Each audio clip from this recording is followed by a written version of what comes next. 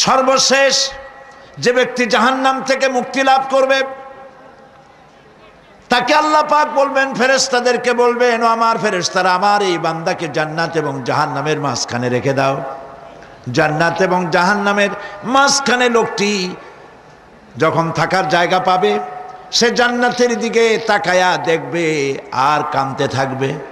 আল্লাহ পাক জিজ্ঞেস করবেন, বান্দারে, যুগের পর যুগ ধরে জাহান্নামে কেঁদেছ, আমি রব্বুল আলামিন জাহান্নাম মাফ করে দিয়া জান্নাত জাহান্নামের মাঝখানে রেখে দিয়েছি, আযাব থেকে তো বেঁচে গেছো, এখন কান্দো কেন?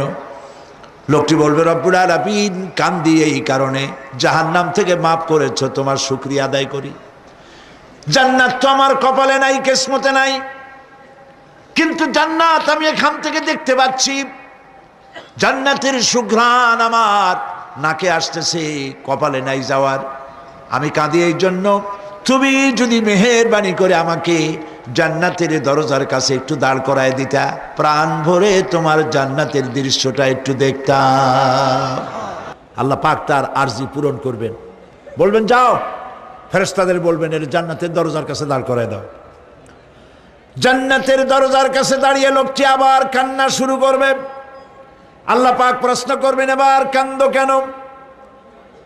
লোকটি বলবে, রব্বুল আলামিন কান্দি এই কারণে, জান্নাতের এই দরজায় দাঁড়ায়া জান্নাতের অফুরন্ত নেয়ামত কিছুই ভালো করে দেখা যায় না, শুধু অল্প জায়গা দেখি।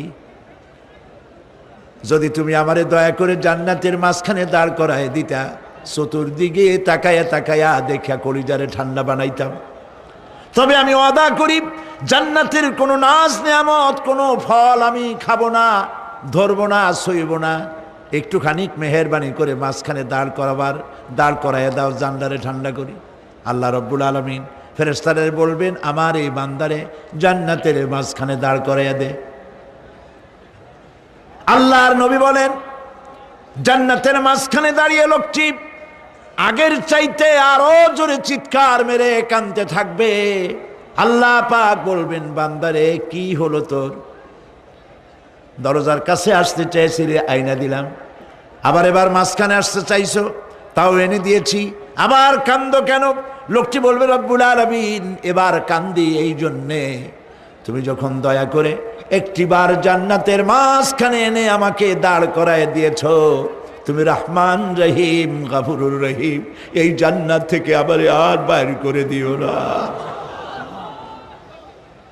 আল্লাহ রাব্বুল আলামিন বলবেন, ও আমার বান্দারে, আমার এই জান্নাত